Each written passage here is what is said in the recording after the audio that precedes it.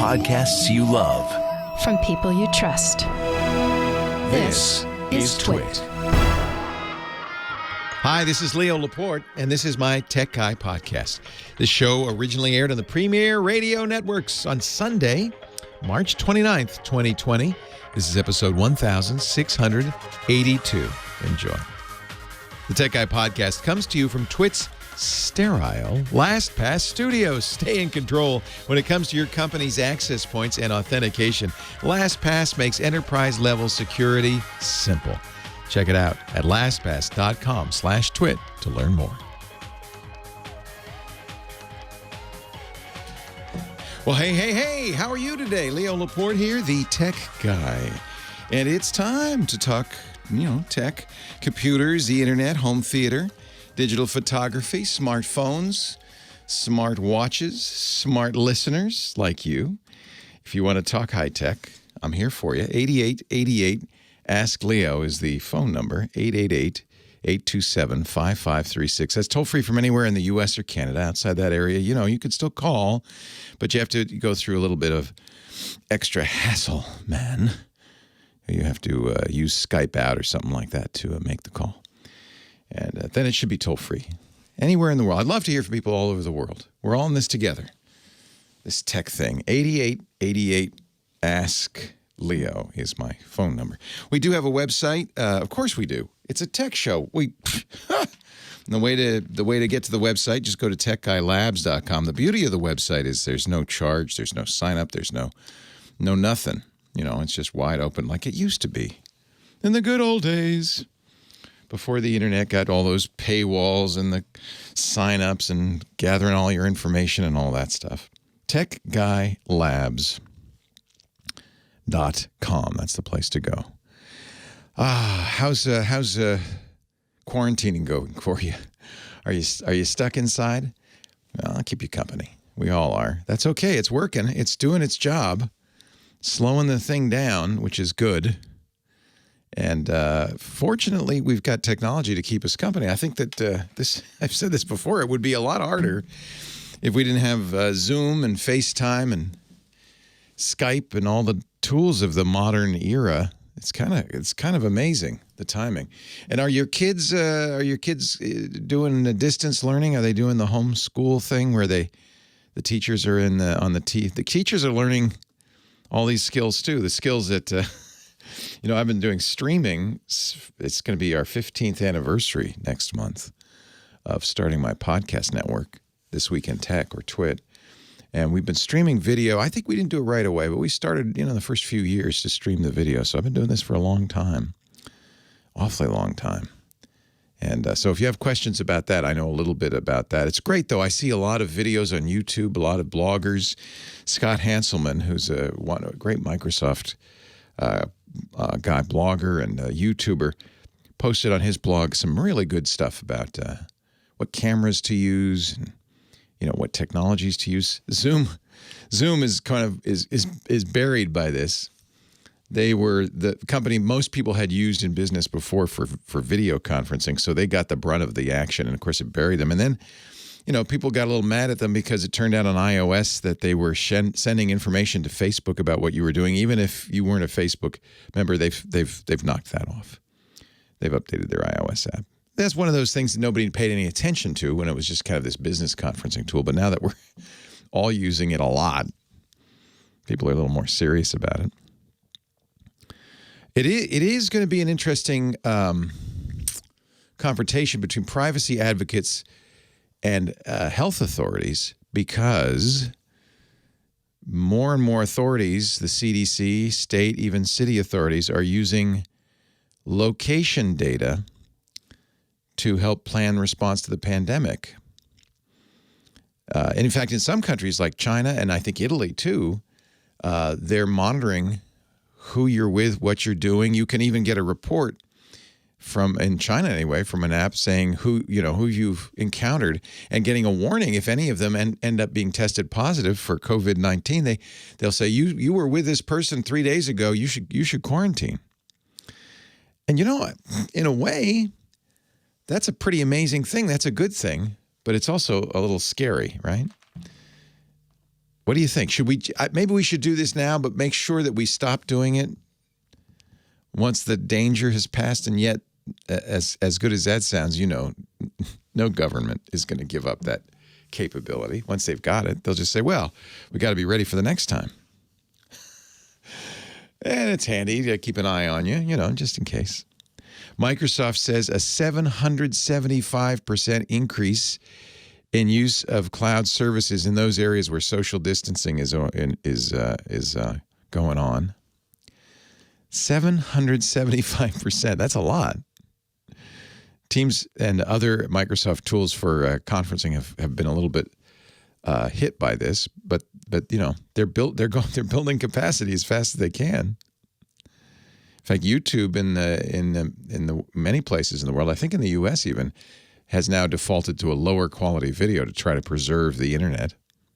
We're all home watching a lot of TV. In fact, that seems to be the number one thing now people exchange the information when you talk to somebody. I know my mom wants to know what's good on Netflix, right? What should I be watching?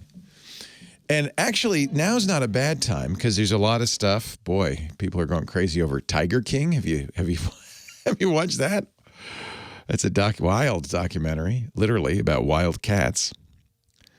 So there's a lot of that. You see a lot of that on Twitter and other places. The good news is a number of shows that people love to watch have wrapped before the shelter-in-place orders, the quarantine orders. The Crown, I just read. We're all waiting for the next season of The Crown. I don't know if you watched that on Netflix. Amazing. We love the Royals. Love watching those stories. Fortunately, they finished shooting right before this happened. So they've got the next episode, the next series of Crown they're working on. Billions is going to come out in May, I guess. They've got that done. But most of the other productions, movie and TV, they've stopped. So I don't know. What is the lag? Is it a year? Is it 9 months? There's going to be a dearth of stuff in about a year. So save some for the future. Don't eat all your candy at once. Keep some aside. China has actually made a proposal which is difficult. They want to redo the internet with something they call new IP. IP is the backbone of the internet protocol. And they have a new plan for IP that they're doing with Huawei. In fact, they're doing it with a guy in California who's the head of Huawei's research arm, FutureWay. And the chief feature of this new thing is, well, you can probably imagine, the ability, they call it shut up mode, the ability to cut off anybody or any service from communicating with the outside world. Of course, an authoritarian government would love that. Oh, yeah, we could shut them up. They say something we don't like. Shut them up. I'm hoping that this proposal, which has to be approved by the International Telecommunications Union, is a non-starter. I'm thinking it is. I'm hoping it is. But I mention it just so you're aware, but you can keep an eye on that. Google Classroom, which wasn't in the top 100 most popular apps on Android until now, at the start of March, 50 million new installs, top 5 app in the United States, because everybody's going to school at home using Google Classroom. Some companies are benefiting from it. You know who's not? The Detroit Auto Show. We'll talk to Sam Abuelsamid, our car guy, in a few minutes. But they not only have they called off the Detroit Auto Show, they're putting a hospital in the facility where it was going to be held because they need it. But I kind of feel like, okay, fine. It's not the end of the world, is it? Google's developer conference, Google I/O, which originally was going to be streamed. Now they say we can't even do that. That's it. It's over. We're not going to do it. Canceled. That was for May. Microsoft Build, their developer conference, now going to be streamed. Watch. See what happens. Think they'll do it in May? E3, the Electronic Entertainment Expo, the gaming show, canceled. Some stuff's being moved, like the Tokyo Olympics, to next year, but a lot of stuff may just disappear from the face of the earth. Wouldn't that be weird? 8888 Ask Leo is the phone number. I would love to talk to you about tech. That's what I'm here for. And we don't have to mention any virus stuff. This is our time just to get together and talk. Anything on your mind. Although if you want, I can help you with it's really a great thing for family. We've been doing a lot of FaceTime. I do FaceTime with my mom. My daughter is an Android user, so we do Google's Duo. That's awesome. I've been taking exercise classes streaming over the internet. That's better than nothing. 8888 Ask Leo. I am here for you, baby. Yes, sir. Leo Laporte, the tech guy. Your call's next. There you have it. No, it's not worked. You guys are so funny. You hate it when that clock's not there, don't you? Actually, our editors do, too. Kevin DM'd me yesterday and said, I need the clock because that's how I know where my segments are. Okay, it's back. Look at that. See? Ladies and gentlemen, I give you the lovely, the talented, the unbreakable Kimmy Schaffer. You know what? What? Kimmy don't take no Schaffer. Oh. You gotcha. Hello, Kim. Hello, a nugget Kim. of knowledge. Hi. No nuggets here. Nothing here. So, are the streets empty when you Pretty empty. Tootle in? Yeah. Pretty empty. It was interesting. I have a window to the parking lot, and the Petaluma, our local town police, are patrolling the parking lots. Are they? Yeah. Oh. They patrolled all the parking lots around here, and I think what they're doing is giving tickets to businesses that are not non-essential but open. Do they know what you are? Do they know? They don't know what I am. No one, not even my mother, knows what I am. See, all of my radio friends are carrying around this document in their cars. You're kidding. That says we're essential? Yeah, and I'm kind of like, I have a screenshot of it on my phone that I'll be Nobody's like, going to ask you. You just say, I work at a radio station and I'm going to work. I did my first Zoom last night, so that was exciting. So what do you think? Now, the hot thing, it's so funny. People have discovered that you could change your background in Zoom. Do you have to have a premium edition to do that? Because I will definitely be doing that tonight. I don't for know. My happy hour. That's an interesting. Yeah, it's in the settings. Screen? No, you can if you have a green screen that does an even better job, but you don't because it just looks and sees what's not moving behind you. And you can. They come with 3 pictures, which I've seen a lot of, because everybody just uses those. But you can put any image in there. So what you should do is go out and find an image of you in the bar. Behind the bar, and then your happy hour, you'd be, right in place. Okay, I'll work on that. Yeah. That'll be my project. Yeah. Scooter X has put up a link in our chat room because he is the king of Google, and he's found the Zoom Rooms customized background. Ooh, look at that. Yeah, and so we'll put that in the show notes if you want to do that. Sweet. It does look like you might need a paid account to do that. We have a paid account because we use it at work. And you can use it for free. There's also open source solutions like Jitsi, Jitsi, which I think is very good and you don't have to pay for. And so if Zoom is giving you headaches, there are other solutions. Google Hangouts, that's good too. Yep. So who should I talk to first? How about John in St. Petersburg, Florida? Dr. Mom says she doesn't have a paid account and she changes her background all the time. Oh, very good to know. So you can do that, Kim. I might be on a beach. Yeah. Be on a beach with a coronavirus beer. No, wait a minute. That's the wrong beer. Hi, John in St. Petersburg. Leo Laporte, the tech guy. Oh, I have to push a button. Oh. Yes, there you are. Hi, John. Hey, Leo. Thanks for taking my call. My pleasure. Thanks for calling. How are things at St. How are things at St. Pete? Oh, they're good. I mean, it's relatively quiet. Good. Not a lot of people out and about, but things seem to be, as normal as they can be. That's good. Glad to hear it. Stay safe. Really appreciate your show. I'm a relatively new listener, but since I found you, I've learned a lot. So, hey, thank you. Great show. I appreciate it. Thank you for listening.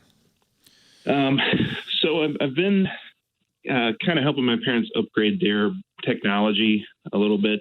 I helped them install a Nest Hello doorbell. Nice. Some smart devices throughout the house, backyard camera, then, making sure everything can all talk to each other. Older parents really appreciate that because they can keep an eye on things. Somebody comes to the doorbell, they don't have to rush to the door to see who it is. It's a really nice feature. I have the Hello doorbell myself, and if you have a Nest Hub Max, one of the Google devices with a screen, it'll say, someone's at the door and show a picture of them and stuff. And I know my mom, I keep saying I'm going to do this for her, but I have to fly out there to do it because I have to install it and all that. And I know she'd appreciate that. She doesn't like to get up if she doesn't want to talk to somebody.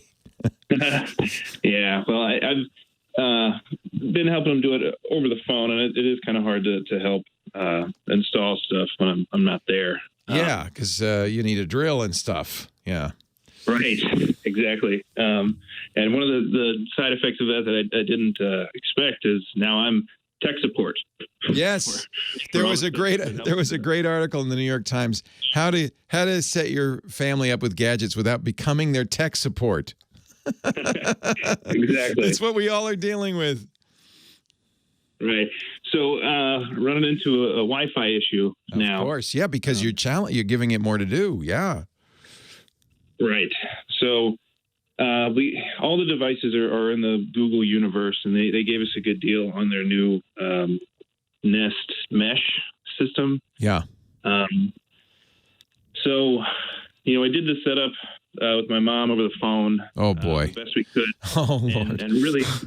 Oh, man. I think the setup went okay, but really what it was is they have an old gateway. It's the modem router combo. Oh, CenturyLink. Right. And okay. So really we just, set up the new mesh and just plugged it into the back of that. But, the old gateway's still pumping out the old Wi-Fi. Yeah, you're double natting, and now your Wi-Fi's are conflicting. So yes, what you want to do, and what Mom needs to do, is log into the CenturyLink router modem combo. It'll have a web interface. You probably could find this online. It'll be something like 192.168.1.0 or something like that. And you'll need a password. They probably never changed it, so it'll probably be whatever the CenturyLink default is, admin and blank or admin, or I don't know what it is. You'll have to look that up.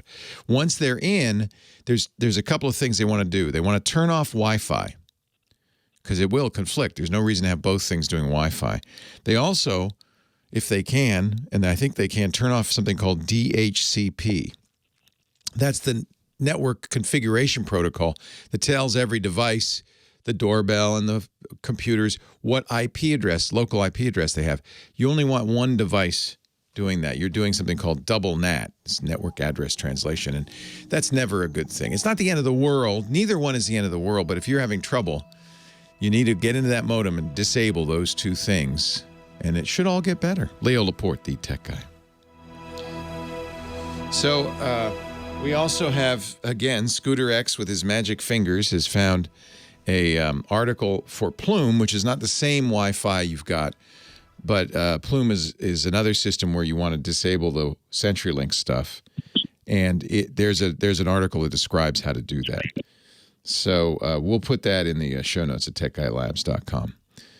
But okay, great. Yeah, because that's what she has to do. She has to disable Wi-Fi on the CenturyLink Wi-Fi modem, and she has to disable DHCP. In other words, let the Google Home do everything, and it'll do a better job of it, frankly.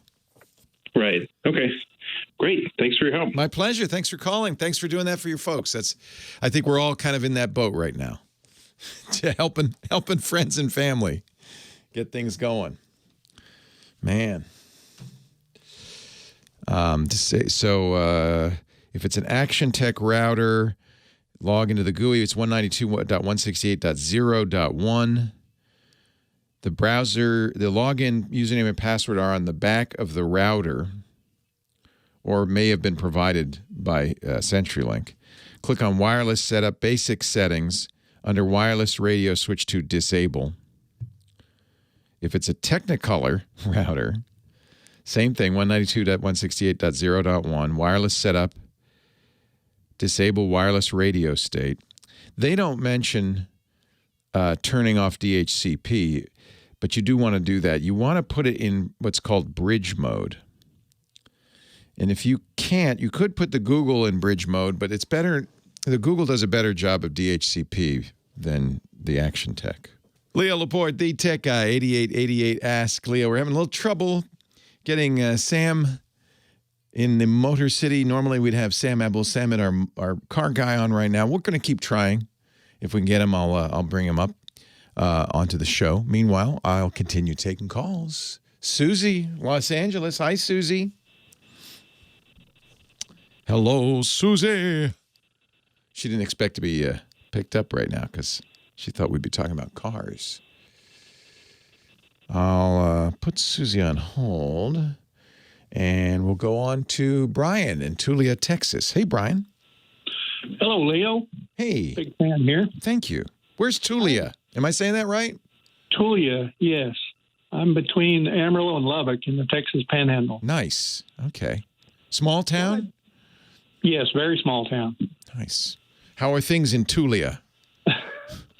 Well, we're getting by here. We have one grocery store, so they're open. It feels like the Last Picture Show to me. You still have a movie theater in Tulia? No, I think that one's closed. Yeah. It hasn't been for a while. Yeah. Population of 5,000 people on Route 87. Yes, sir. Nice. What I did is I bought a business, and I'm converting it into a home. Oh, interesting. Okay. And what the problem is it used to be a business. It was a restaurant for a while. And they still have a Facebook account that still shows the place open. And what happens is people drive up. Now I managed to get Google to remove it. Yeah, I was going to say there's two places you can be listed, or two very popular. There's actually more than that because there's Yelp as well. There's Google, Yelp, and then there's Facebook. So you were able to get the Google listing down. I was able to report that as an issue, and I sent them a picture, and a couple of days later they removed it. But I don't have any idea how to do that on Facebook. I've looked all over their pages. I'm not a member of Facebook, so maybe there's a way to That's do that. the problem. Jeez, I hate Facebook. And you know, it's their last posting on there. If you want me to give you, the business name where it was listed? Sure, yeah, I don't care if you don't mind. Well, it was called Time Out Bar and Grill. Nice. And if you look, did you keep the bar in the living room? Well, kind of. That'd be kind of cool. Before that, it was a radio station. Oh, interesting. Oh, that's really interesting. But, so you're right. This is something that you would do because that page was created by the Time Out Bar and Grill. Yes, sir. Themselves on Facebook, right? So this is something you would need their account to delete. And I have no way to do that. Of course now, not. One of the postings on there says, we've closed, but it still shows to be open. And I've had people drive up, they're following their Facebook recommendations and looking for a place to eat here, and it shows it's open. Of course, nobody's been updating it for a couple of years. So they drive right up and hop out and walk up on my porch. I want a drink. I want a drink and a hamburger. Wow. And, I don't mind that so much when I'm here, but if I'm not here, I don't think I want people, wandering up around my property. Oh, I completely understand. Although you might meet some interesting people. The way Facebook says to do it is log into your business, your Facebook for Business Manager account. and delete it. This is probably a good tip for any business that's shutting down. You might want to do that. You can go to facebook.com/business even without a Facebook account and just file a request. Just say this business has been closed for years. It helps that they put up a posting on the page saying we're gone, because then because you understand part of Facebook's issue is they don't want people coming along closing real businesses out of spite. Yes. So it'll be helpful that they have put that up there at least. So Facebook, if the Facebook person, and remember, Facebook has 2.5 billion active users, and so getting anything done by Facebook might take some persistence. But you can log in to Facebook for Business without a Facebook account. I don't have one either. And you can then go to their help page and say, I want to delete an expired business. But that's an interesting conundrum. You can do it with Google. You just send them a note. You can do it with Yelp. You just send them a note. But Facebook, a lot of what Facebook does is designed to get you into the Facebook ecosystem. Oh, you could do that if you only had a Facebook account. Yeah, and I don't want to do that. Especially just not for that reason. But, yeah. No, I don't have. I killed my Facebook account a long time ago because I feel I don't fully trust them. So if you go to, I think this is what you have to do is go to facebook.com/business and just file a report and say, look, there should be a way to report an out of. I didn't see any way on there to contact them other than sign up. It just keeps wanting me to sign up. There you go. Don't do it. Don't give in. Don't give in. There is a help center, facebook.com/business/help. But I'm taking it. You probably looked all the way through there. Let's see. Maybe if we can report a closed business. That would be report a closed business. That would be what you'd want to do. But it would be a shame if you can't. No, they don't. This is ridiculous. I don't know. That's a great question. Apparently, this is a thing. I believe, I'm not the first one to do it. Oh, I bet you aren't. And but the problem is, like I said, the previous owners didn't close out or delete that account, so right.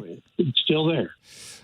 There must be somewhere a way to leave a message for Facebook moderators and say, look, this is a closed business. There's got to be a way to report that, for crying out loud. Crying out loud. Well, like I said, it's not a huge problem, except that people have driven up here, and they may do that now even more. I don't know. If you go to the business page and select edit, the problem is you can't do that if you don't have an account, I think. Maybe get somebody with a Facebook page to do this for you, because you can report the business closed. The problem, according to our chat room, is that they will then send an email to the email associated with that account saying, are you really closed? And of course, if they took off, how long has it been closed for? More than a year. Probably that email address is gone too. I would assume. Yeah, this was an unusual circumstance, and they're, as far as I know, they're out of the picture now. So tell me the name again. Time Out Bar and Grill. In Tulia, and it's in Tulia? Yes. Tulia, Texas. Okay, you got about 1 million people listening right now. We're all going to go to that page and report it as a closed business. I bet you tomorrow it'll be gone. That would be great. I don't want to encourage this. There must be another way to do it. Hey, I'm glad to help you, Brian. You're the first one to ask. Thank you very much, Leo. You're welcome. Enjoy. So, what did you keep the grill? I hope you kept the fry maker. No, I had to get rid of some of that stuff, but I have had friends over and they've enjoyed playing bartender. What a party! You have one of them shuffle puck things? Those are great. No, I'm working on a horseshoe pit and perfect. And maybe a video game or two. You could do like Billy Bob's does and have one of them mechanical bulls in there. That'd be great. There you go. Hey, it's a pleasure talking to you, Brian. Thank you, sir. Take care. Stay safe. All right. Hey, we got Sam on the line. Sam Abuelsamid. We were afraid he went the way of the Detroit Motor Show and was shut down, but no, he's here, and so we're gonna get him on after the next break. So we'll talk about the technology of cars in just a little bit. Leo Laporte, the tech guy. Your calls 8888 Ask Leo. Always welcome. Hello, Sammy. Hey, Leo, I wish Skype would go the way to the Detroit Motor Show. It seemed to be working, and then when I went to answer the call, mic not detected, camera not detected, speakers not detected. It's like, what the? So you rebooted, but that takes forever. Yeah, I rebooted. I actually had to do it twice. The first time I did it, came up the same way. Skype came up the same way. Second time, I actually shut it all the way down instead of just doing a restart, and then started it back up again, and then it worked fine. So Good. I don't know. I'm going to have to uninstall Skype and reinstall it after we're done today. Yeah. So the entire chat room now has reported that place closed. So Facebook's getting hundreds of reports that the Timeout Bar and Grill in Tulia, Texas is closed. I think they'll probably close it. Leo Laporte, the tech guy. And my favorite lowrider is here, all the way from the Motor City. Sam Abuelsamid, he's a principal researcher at Navigant Research, has worked for all three of the big three, I think, right? Car makers. No, I never worked for Fiat Chrysler. Aw. And he is. I worked on Fiat Chrysler programs as a supplier, but I never actually worked at Fiat Chrysler. That counts. Yeah, close enough. He's also at Wheel Bearings, the Wheel Bearings podcast at wheelbearings.media. Hey, what was going on between the president and GM this week? Do we know the truth of that one? Where he Mr. said Trump is that concerned, truth rarely has anything to do with it. He said that GM refused to make ventilators, so he invoked the Defense Production Act and forced them to. No, that's not true. Okay. GM has been working with a number of suppliers and with a number of their suppliers and a company called Ventec, and basically trying to get everything lined up so they can actually do it. I mean, you can't just turn a switch and take a assembly line and make it stop making cars and start making ventilators. Yeah, I mean, you have to line up, all the vendors of the parts, figure out, what's your manufacturing process going to be, and of course somebody's got to pay for this stuff. Right. And so, they were working with FEMA, trying to figure out, okay, how many do you need? How's it going to get paid for? And it's just a mess. It's a mess. But the point is at the federal level. Their point is that all three of the big three automakers are cooperating. Oh, yeah, absolutely. I feel bad because GM's going to get a bad rap. People are going to remember, they didn't help or they didn't want to help, but that's not the case. No, it's absolutely not true. I mean, in fact, virtually every manufacturer, every automaker is contributing in some way. They're either, they're in a lot of cases, they're working with their supply chains to try to help beef up the supply of components to the various manufacturers of this equipment. And we're talking about medical equipment here. It's not a trivial matter to make a ventilator. No, you got to get FDA approval for one thing. It's not. You can't just crank them out and say, here they are. Yeah, now, all right, I just wanted to clarify that. There is another story, of course, thanks to COVID-19, the Detroit Auto Show. Not only are they shutting that down, but they're turning the venue into a hospital. Yeah, so they actually already did this with the Javits Center in New York, which was supposed to be the venue of the New York Auto Show, which was supposed to happen week after next. And that has already been turned into a FEMA field hospital. They started that this week. They just showed it, I think, on Thursday or Friday. So that's up and running now. And the TCF Center here in Detroit, the big convention center in Detroit, is also going to be turned into a field hospital to treat patients with COVID-19. Good. And so the auto show has been canceled for this year. They're going to resume next year, hopefully. What's happening to auto races? Aren't we coming up to the big seasons, the NASCAR and Formula One seasons and all that? Yeah, I mean, a couple of the seasons started before the outbreak happened. We had the 24 Hours of Daytona in January, the Daytona 500 at the beginning of February. I think we had a couple of NASCAR races before they had to shut down. And so all of the racing series, all the motorsports is shut down for now, for the time being. And some races have been rescheduled for later in the year.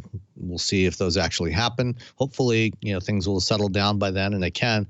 But in the meantime, they are a number of this big series, IMSA, NASCAR, and IndyCar, are working with a platform called iRacing, which is an online racing simulation platform. So it's kind of like playing Gran Turismo online in a massively multiplayer environment. And they're replacing the real life races with video games? Yes, with a video game platform. And the thing is, in fact, most right now series, on Fox and Fox Sports 1, they're doing races they're doing a NASCAR race at a virtual version of Texas Motor Speedway. And does it look like the real thing? It does. It does. Because it's all simulated. They've got the camera angles. It looks like watching a real race. Wow. But I mean, not obviously the graphics are not quite photorealistic, but it actually looks really good. I watched some of the IndyCar race yesterday from Watkins Glen, and some of the Sebring race that they ran last week. And in fact, last week, the NASCAR race they broadcast last week on Fox Sports 1 got better ratings than most of the recent real races. So this is actually turning out to be quite popular. Does it look like Forza or one of the arcade, the console video games, driving games? Or is it kind of like that? It looks a lot like that. Do you have real drivers or do you have gamers? Yeah, no, they have the real drivers. The real NASCAR drivers are running today. The real IndyCar drivers are running yesterday. The IMSA sports car racers. How are much running like real racing is it? I mean, are the skills transferable? To some degree. So, a lot of these guys are using, sim rigs that, include motion seats, that give you the feedback through the seat, and you get the steering wheels and pedals and everything. And are the physics pretty close to the real life physics? Yeah. I haven't used iRacing, but some of the other stuff, that I've used, I've played with some of these simulation rigs, and they are really good. I mean, the physics are surprisingly accurate. I've driven on one of these sim rigs on a couple of tracks that I have driven in real life in the same kind of cars, and it's pretty close. And you can do a lot of the tweaking of the settings of your car. You can go in and change some of the suspension settings and change the air, the wing angles and things like that to change the handling. And so the drivers are working with their engineers, and it's serious racing. So it's actually a surprising amount of fun to watch. You might if you tune by FS1 think you were watching actual racing. Yeah. I mean, it's really good. And in the absence of anything else, it's not the same as especially if you're used to going live to real races. Yeah. But it's really good. It's better than nothing. And if if the announcers do the same thing that they would normally do, they go, "Oh, and he's coming around," and then they have the same announcers. They have the IMSA announcers that did the Sebring race last week, the regular IndyCar announcers, Paul Tracy and the other guys that do the IndyCar races did the race yesterday, and so they do the same kind of commentary. Wow, as if they're watching a real. I mean, they are watching a real race, just without real race cars. And so that's a big difference. I mean, you don't have the mechanical issues that you would have with a real race car. You don't. And if you crash, then they'll give you a virtual tow back to the pits for repairs, things like that. So I mean they've got all these details covered. Yeah. And I guess it's better than nothing. Do you think that when this is all over, this might actually become a new esport? Well, it has been an esport for a while. They say esports are about to take off because of this. Yeah, no, I think so. I think that racing will become a lot more. iRacing will become a lot more popular than it has been in the past. Wow, this is really interesting.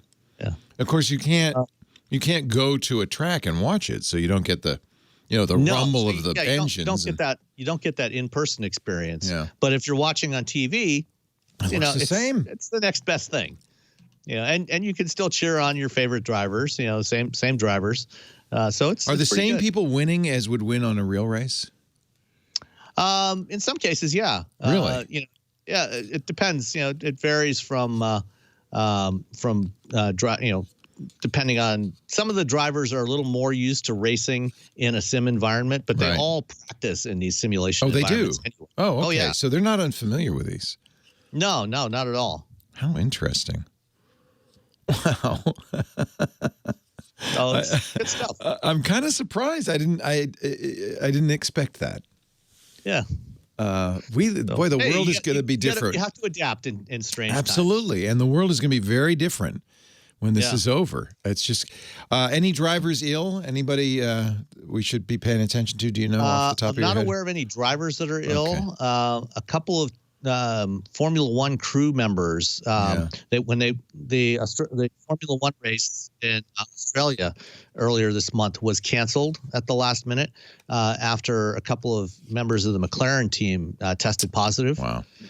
So there have been some crew members that have gotten sick, but I'm not aware of any drivers. It looks yet. like we've got to spin out on the track. He's having a little trouble getting the car back on. Here he goes. Here he goes. He's going back. He's sticking his arm out to signal a right turn. Wow. They have the physics, they have the mechanical flaws. The vehicle models makes me want to play. Really accurate. I want to go play Forza. and the tracks that they're running on, they've gone out and done high resolution LiDAR They're scanning beautiful. of these. It really looks beautiful. Except the weather's always perfect. Sam Abuelsamid, Wheel Bearings Media. If you want to listen to his great Wheel Bearings podcast, wheelbearings.media. Thank you, Sam. Thank you, Leo. Well, hey, how are you today? Leo Laporte here, the tech guy. Time to talk computers, the internet, home theater, digital photography, smartphones, smart watches, all that jazz, everything with a chip in it. 8888 Ask Leo is the phone number. 888-827-5536. Toll free from anywhere in the U.S. or Canada. If you want to reach us, you can also do it outside that area via Skype. Just use Skype out to call that phone number. Shouldn't cost you anything. 8888 Ask Leo. Line 2. Now let's see if we can get Susie in Los Angeles. Hi, Susie. Hi, There Leo. you are. Did you have your phone muted? No, I don't know what happened with it. Yeah, This sometimes that phone's kinda happens. not that reliable. Yeah. Well, I'm glad I got you. Sorry about that. But, well, something probably on my end. Well, thank you for taking my call. About a couple of months ago, either the end of January or the beginning of February, I was using my Microsoft Works calendar, and all of a sudden it says something about a file was missing or something. And I've asked a couple of IT people how I could get it back. In fact, when one person lent me his disk, and then he found out his Microsoft Works disk had a file missing or something. And I finally uninstalled all of Microsoft Works from my computer. So I'm wondering, is there a way, like a download or something? Well, you know that Microsoft stopped making this program in 2009. You know that, right?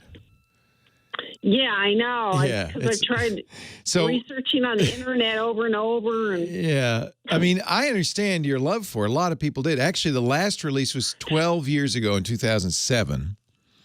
12 plus years ago. So there's always an issue if you're using software that's that old. You're seeing one problem, which is if something goes wrong, do you have the original disc that it came with? I never had the original disc. It was just it came on the computer when I bought. Yeah, it's a laptop. Yeah. So I got the laptop like 2010. Yeah. It would be hard to fix this at this point because you don't have the installer.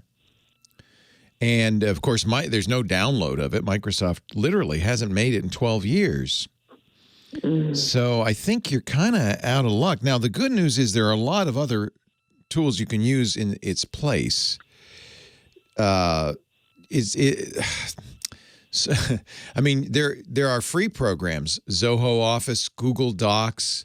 Microsoft actually offers its own Office suite for free on the web. Or you could even buy Microsoft Office. But the problem, Works was great. And by the way, Apple had a similar program called ClarisWorks, which in a similar time frame, they discontinued. I don't know why, but it's like the world said, oh, we don't want these Works programs. The idea was it had everything in one program, word processing, calendar, email, everything, right? Spreadsheet, database. I only use the calendar. So that was your calendar. That was my calendar. And you don't care about anything else? I don't care about anything else. I have Microsoft Office 2016. Oh, okay. The home and student edition.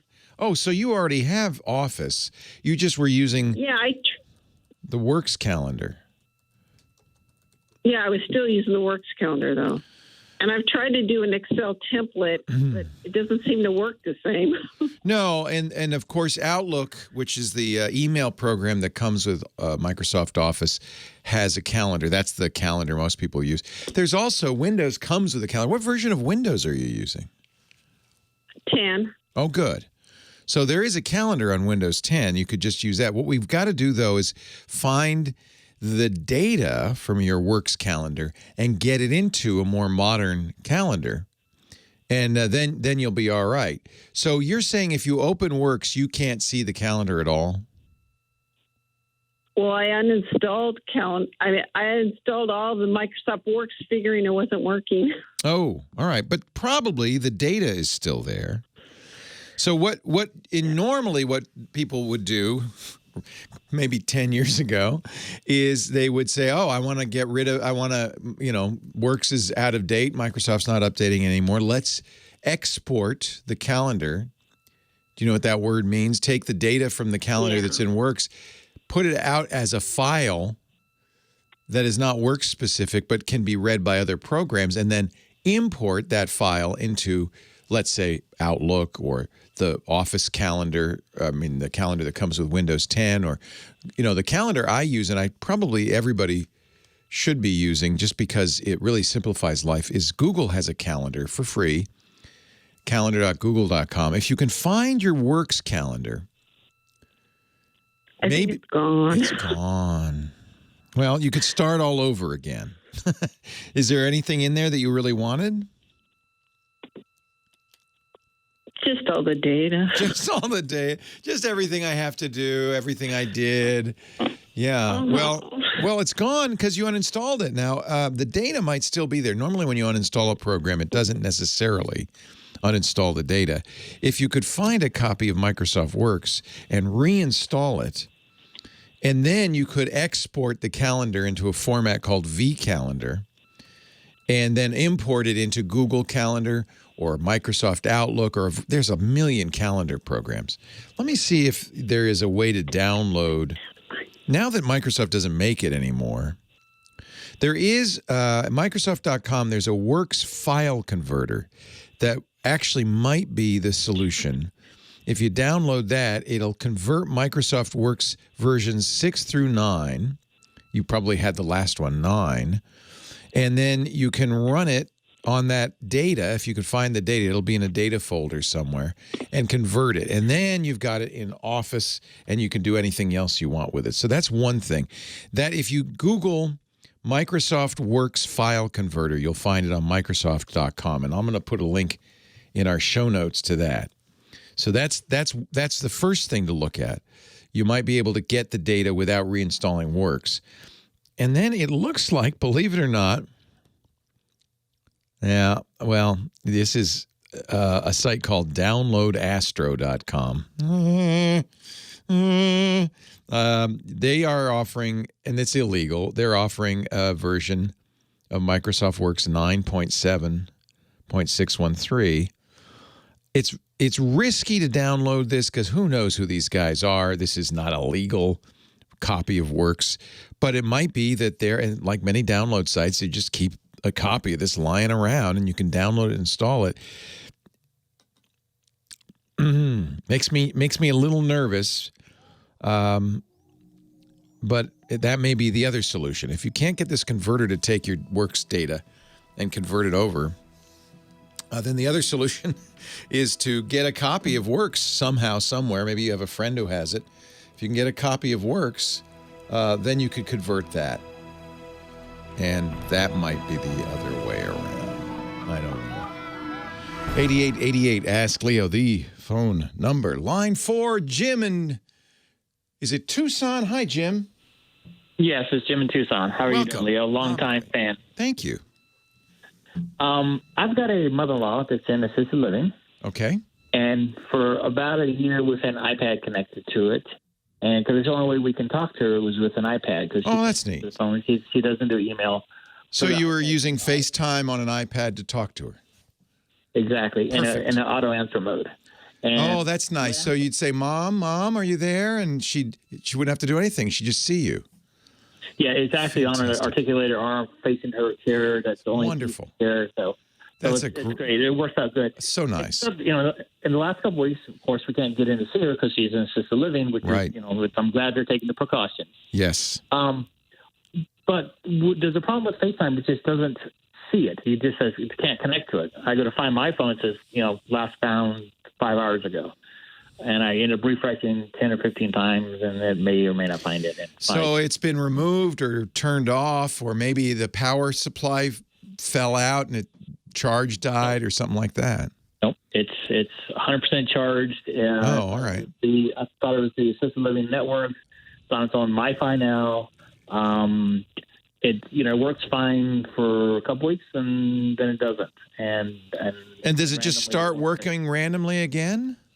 Yes, it'll start random because we have siblings all over the country, and they call in. Oh, that's so cool. Did you set that up? That's so I did. Cool. And read books and things, and I even made a Raspberry Pi with a push button on it, so she sends my wife an email and says, "Hey, look, call Mom," and we can call her and stuff like that. That is what a neat idea. You should write a blog post about that so other people could do it. What a great idea. But why does the iPad come up and down? That's the question. Exactly. Everybody says, you know, hey, turn the screen on so it's on 100% time, but that doesn't work. You call Apple, they go, well, we can do it from in front of it. And say, well, if I wake it up, it works, you know, kind of thing. It's like, I don't know where to go. So one of the nice things about, and they just added this to Find My, you could see the battery life. That's a very nice new feature. So you know that the plug didn't fall out, that it is charged. Unless 100%. Yeah, and unless somebody's turning it off, a nurse or somebody's turning it off, even if the screen goes off, it should wake up when you call it. Yeah. And so FaceTime doesn't see it at all. No, and I'm going to find my. And it hasn't seen it in hours. So that tells us that it's off the network. Right, but and I refresh, and it finally will find it. I thought it was the assisted living network. I took off it. Well, that's what I think too. And what did you do? You put it on a LTE on. I know. Yeah. I'm stuck. Yeah, I'm stuck too. I don't know. Why would it? It comes and goes, so it's not broken. It just it randomly disconnects and then reconnects. Yes, and if I sit there and wake it up, go to find my phone and keep hitting refresh. Finally, it wakes up, then people can call. That's so frustrating. And of course, you can't go over there and fix it. Yes. I don't know. I don't know what that would be. Okay. Yeah, I'm sorry. I just. What you'd like to do, and maybe somebody, maybe you can get a savvy nurse to do this, is turn the iPad all the way off and on again. Yeah. Just reboot it, in other words. Not turn the screen off, but actually turn it all the way off so that the screen goes blank and then you get a white apple showing it's rebooting. Even iPads, you need to do that from time to time, and it could be that. It's interesting. So you were able to go over when this was happening and put a MiFi in there. Well, yeah. Well, it's been happening for 8 months or so, and then finally, now we can't see her, so we took a MiFi to them, and they put it in the room, and we gave them the password, and he's got it connected. So they do nice things for us. That's really nice. Yeah. I think rebooting would be one thing. They should also check to make sure it's got the latest update. How old of an iPad is it? It's 6th gen. I just got it, 6 months ago. Pretty new. Okay. It just before they released the last version. Right. Or whatever it was. Yeah, that's not the issue. No. And it worked fine for a long time, and then it stopped working. Yep. And it goes through the stages. Yeah. And I've tried multiple iPads. I've tried an iPad Mini. I've tried this. Oh, interesting. So different iPads, same thing. Exactly. Oh, that's interesting. Yeah. Well, this might, iPads have always been a little funky with Wi-Fi. In fact, in the early days of the iPad, a number of universities refused to have iPads on their network. They'd actually block them because of the way the iPad kind of had a non-standard way of pinging the Wi-Fi, and they could actually take networks down. Apple fixed that, obviously, but I wonder if there's something odd going on with the way it's getting the Wi-Fi. And you've done everything you should do, which is try 2 different networks, multiple different iPads. This is new to me. I do not know why it would be doing that. Maybe somebody does and can call or visit the chat room or go to the show notes at techguylabs.com and add a comment. Maybe somebody will say, oh, yeah, that was happening to me. I've not ever heard of that happening, and I haven't had it happen to me. But you have an unusual situation. That iPad is sitting there always on, always charging, and it's got to always be on the network. Yeah. At some point, there are other devices that will do this. An Echo Show, you can have, it's called drop-in mode. So with these Echo Shows, the ones with screens, you turn on drop-in mode and it'll do the same thing. It'll go, hey, Mom, are you there? It'll show you and you could talk to her immediately. So that, and I've used that. That works. It was funny when Amazon introduced it. People said, why would you do that? But this is a perfect example of why you would do that. So that you could drop in on your elders and they don't have to figure out how to make a call and all of that. And they don't have to touch it or anything? Yeah. Facebook's portals also do that, but right now they're sold out. This is something a lot of people want to do. So down the road, I don't think you could even at this point, I don't think Amazon is shipping these out because they're focusing on essential products as opposed to gadgets. So you might not be able to get it till next month, but that might be another solution is to get an Echo Show or something like that. I wonder, I don't know, because you're not even using the facilities network now. You're using your own MiFi. MiFis might power down after a while. They might go to sleep. What sounds like is happening is the iPad or the network is going to sleep and powering down, and then by banging on it, you're getting it to wake up again. With a computer, there's a feature called Wake on LAN that says when there's network activity, turn yourself on. I don't think there's anything like that for the iPad. I don't know. Keep listening. Maybe we could find an answer, Jim. Leo Laporte, the tech guy. It's a really interesting question because you've swapped out all the pieces, the iPad and the network. I have, and even I put their own router connected to I used their local Wi-Fi, then I put a router into the network and holy cow! You've tried everything. So the Echo Show does do that. The drop-in feature of the Echo is really great, and you can do it with the camera and picture, or you can just do it with audio, and that works and does not time out to my knowledge. So, but that's. I do not know, but you're using an iPad in a way that few do. So I'm a little disappointed that Apple didn't have any suggestions for you. Yeah, no, they haven't had anything. And I got she can't hear us, so I got an external speaker. It's like the perfect setup if it works. Oh, it's a great idea. Now tell me about the Raspberry Pi. Got a Raspberry Pi Zero with a Pibo 3-button thing, so it's the same size as a Zero. Pushes a button, the keys light up saying she pushed it, sends an email off to my wife, and the buttons have become inactive for 10 minutes. So she can't bang on it and doesn't flood Google. And my wife will call her back. Do you do this for a living, Jim, or are you just a hobbyist? I do. This is a hobby for me, but I do some minor. I do IT stuff. You're obviously a techie guy. That's a great idea. I love that idea. Push button to send email. That's fantastic, and I love the debounce. Up so you know, yeah. That's awesome. And is that using the MiFi or the nursing home network? That's using the nursing home network. Okay, and that works. Yeah, it works. And every night it sends a text email in the last 10 button pushes, so we know if we missed something or not. Oh, that's just really great. What you are really going the extra mile. I think your wife really appreciates that. That's really great. Really a great thing to do. Yeah, you're taking care of her mom. Yes, oh, I it's do. So sweet. Somebody in the chat room says, my wife's iPad and other devices randomly drop from Wi-Fi all the time. And I have seen that with other Apple devices. My wife complains about her MacBook Air constantly. She says, it's off the Wi-Fi again. I said, mine's working. I don't know what's going on. So I'm wondering if Apple You know, on a Windows machine, and you know this, I'm sure, you can go into the device manager, you can see the device, and you can see if it's sleeping. And you can say, do not sleep. But, you know, an iPad doesn't have anything like that. They just do what they do. I suspect that's what's going on. It's sleeping.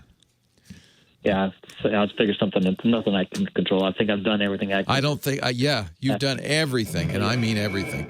Best Buy has a deal of the day right now, $129.99 for 2 Amazon Echo shows. So you get one for her, one for you for $129.99. There's other things. My mom loves the Echo because she can talk to it. She can say, play music or stuff like that. I don't know if your mother-in-law is that alert, but boy, that's a nice feature too. You can say, what time is it? Yeah. Yeah, I did build her a Raspberry Pi voice assistant? No, I built her just a screensaver basic thing. It downloads things from Google every half hour. That's so cool. And builds a JPEG template of today is, Sunday. What a good son-in-law. Well, yeah, the Echo can do that too. Yeah. What a good son-in-law. I'm sorry I couldn't give you a better answer, Jim. It's okay. I appreciate it, Leo. It's good to talk to you. Take care.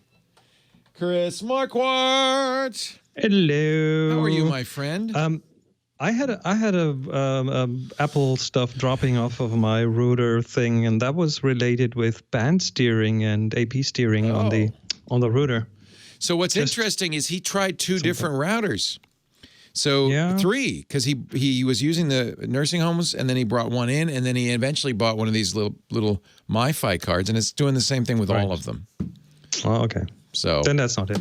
Well, it could be. They're all doing it. I think Apple's stuff, that's the problem with making it magic and easy to use, is they also don't expose what they're doing. There's no way of knowing.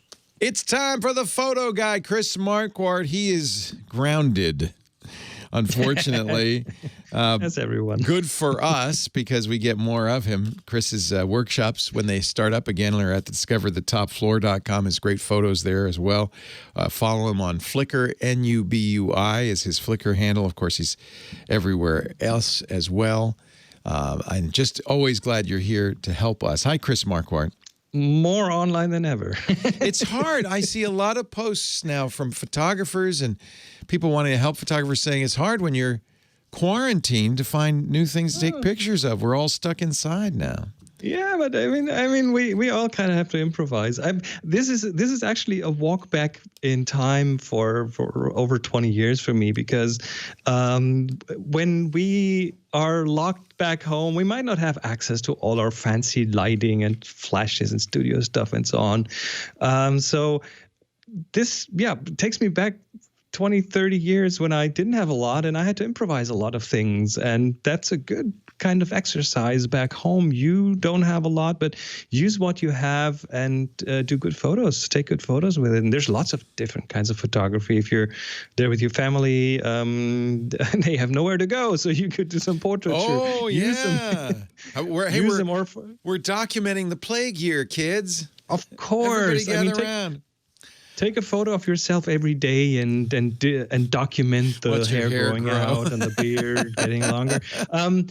Find props for them. There's lots of stuff around your house, different clothes, and find good backgrounds. It's a good time to explore the light in your home. Lighting in general is a thing that you don't need a studio for or a fancy space. Daylight is the best light we have. Diffuse light makes soft shadows. So if you have diffuse light, that would be a north-facing window, for example. You know what I saw somebody do, and I thought this was inspired? He's going around and taking pictures of families through the window as they press their noses against the window saying, let us out.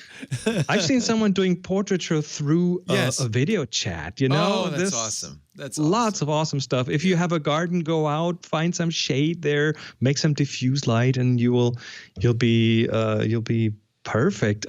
With artificial lighting, I mean, we all now have LED lights at home. If you left your fancy flashes in the studio, that would be a good thing to explore. LED lights these days are okay in terms of color, pretty good actually, much better than these fluorescent lamps that we used to have, the energy saving ones. That's a good good place to learn about white balance, because you want to balance these out, make them look good, and white balance on your camera is the way to go. This is a good exercise to play with the size of the light. If you have an artificial light source, you want diffuse light, then you want to increase its size, which means you might turn that light bulb around, bounce it off a white wall, and just make it bigger this way. And this gives you much nicer light. And then there's so much different photography. There's macro photography. You have like insects in the garden or something, little flowers sticking their heads out. Food photography. Lots of people are learning to cook again, so document that. Tabletop photography, product photography. And here's a fun little project that I did probably around 15 years ago. You know how product photography is often done in a so-called light tent, which is a translucent white box with a hole in the front, and then you would put your product in there and you would shine light on the outside and make this a white, nice dome of light pretty much. And this is something that you can build at home fairly easily, a light box. And I built one 15 years ago, and I used it for, several years until I finally bought a light tent.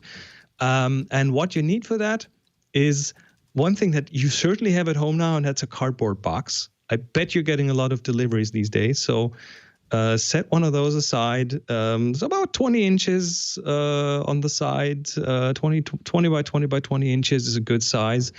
Get a box cutter and cut holes in it. And what you want to do is you want to do it this way. So you want to cut holes into 4 sides of it. The one that's facing you, the one on the right, the one on the left, and the one on the top. So cut them like an inch from the side, so you still have the edges to give it some structure. So you have the top open, the sides open, the front open, and you leave the back and the bottom intact. And then tape some translucent paper over those holes. Could be parchment paper, could be even like thin tissue paper or something. Just cover those openings, and those will be your diffusers. So you'll shine lights onto those surfaces, and that will create this beautiful soft light inside of this box. And then the last thing you'll need is what we call an infinite background. So you have a sheet of paper that you tape to the back and then curve it down to the front. So you have this slope in the box, and then when you set a product on there and you zoom in close, you go in close with your camera, and you have these lights from the sides and from the top, just desk lamps, just stuff that makes a nice surface of light, not just a point light source, but a surface light source. That's what these parchment paper or tissue papers are for. And then you have this diffuse, beautiful product photography box, and you will use that, because now everything in there looks so much better than with some of the other photography. It doesn't matter what camera you use for that. Can be your smartphone, could be your mirrorless camera, your DSLR. And yeah, that's pretty much how you make one of these light boxes. Probably going to take you like 20 minutes, half an hour to do. And you'll have your product photography light box. And then you'll have you ever done anything like this? I bought one. Well, that's what I did after that. I played with this I've used this a couple of years because it was there. It works just fine. It's not special. It doesn't look very good, but yeah. You know, I think we were going to do a lot of eBay selling at one point. And Lisa said, well, what's the best way to do it? And this is easily the best way to do it. You put an object in a light box and you can get a great shot of it. And you can still give it directional light. I mean, you don't have to light up all these open surfaces, all these translucent surfaces. You can just put a light on one side and on the other side. So you have a light situation where light's coming in from the sides. You can have one on the top, one on the side. So you can create you can model the light on these little products. And depending on the size of the box, this could be for anything from very tiny to rather big things. Kind of depends on the cardboard boxes that you've stashed away. Yeah, you kind of have to work with what you got. Well, I mean, but as I said, now we all have lots of cardboard boxes because I bet everyone's getting more deliveries than ever right now. Yes, and boy, my heart reaches out to the delivery people. We had somebody come; they were wearing masks and stuff. But thank you. Oh, we put a sign up at the doorway to the delivery people. Drop it, ring the bell, step back, so we don't have to have contact. And they are happy about it. We're happy about it. Sure. So, And then we've been debating whether we should just leave the boxes on the steps for a day to let them age. But generally, leave them in the sun. Use the sun. Get the UV, kill any germs. But I'm often just too impatient. I just have to find out what's in there, so I just open them up, wash my hands, and then wash afterwards. hands. Yes. Chris Marquardt, discoverthetopfloor.com. It's always the case that artistry likes a challenge, likes constraints, likes limitations. So let's take these limitations that we're all suffering from these days and use them to make more art. And Chris, you're very good at it. What's the subject of the week or of the month, I should say, for our photo assignment? Layers. We're doing layers, and I think in a week or two we are going to review the assignment. Okay. Take a picture, tag it TG for Tech Guy, TG Layers, upload it to our Flickr group. Renee Silverman, our moderator, will thank you, and we will review them in a couple of weeks. Leo Laporte, the Tech Guy. Nice. I love these creativity challenges. Well, this is all we got right now. That's it. That's what we got right now, man. This is it. Make the best of it. I mean, this is all the artist types. I mean, us small businesses. I mean, I had to reinvent myself so many times. So this is just one more iteration of that. It's just, we'll come out on the other end and probably stronger. So, I think so. How are you and Monica doing? Are you going crazy or? No, I've trained for this for my whole life. We're all nerds. I've been working from home for 20 years. Yeah, exactly. I can deal with that, and we have a lot of deliveries. We found some good places to deliver some of the shopping and the most important stuff. Although the stuff we can't get delivered, where we're just putting good masks on and stuff. And yeah. I hope for the best. Just do what we can. And, the good news is this works, this shelter in place, this quarantining does work. I seen this article from the Spanish flu where they had the comparison of different cities in the U.S. Philadelphia versus St. Louis, like 20 of them, and how they dealt with it and how their curves looked, and the shelter at home is necessary and good. I've been looking at the curve for Sonoma County, and we're now healthier than we are normally because there's no flu or colds even. And you want to keep it that way. Yes. Yeah, it's really interesting. Yeah. All right. Well, stay safe, and we'll talk next week. Thank you for your inspiration. Talk to you in a week. All right. Thank you very much for having me. My pleasure. Take care. Till next time. Leo Laporte, the tech guy. That's who I am.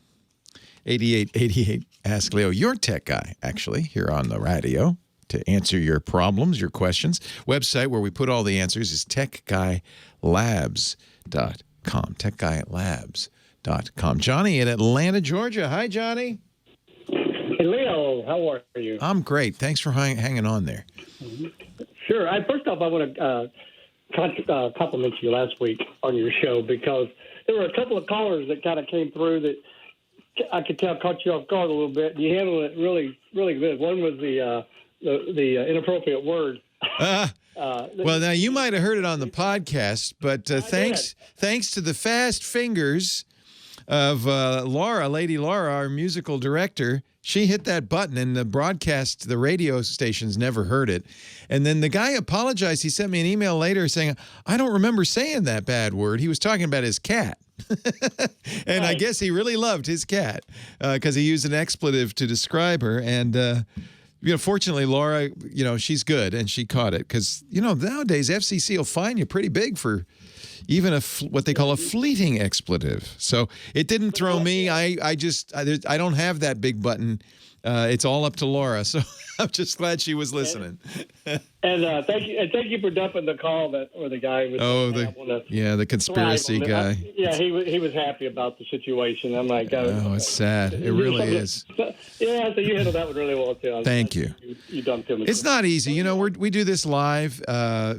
Kim, of course, screens callers. You talk to her on your way in, but people are devious. They'll say one thing on to Kim and then the other one on the air when they get on the air, and so that's why, unfortunately, we have to have that dump button. I wish we didn't have to, but we do. I have to say, this is not a political talk show, so tempers don't get as heated, and we have rarely had to use that button. I think we've only used it in how many years I've been doing this? 16 years I've been doing this. I think we've only used it 2 or 3 times. So you're all pretty good people, pretty nice people.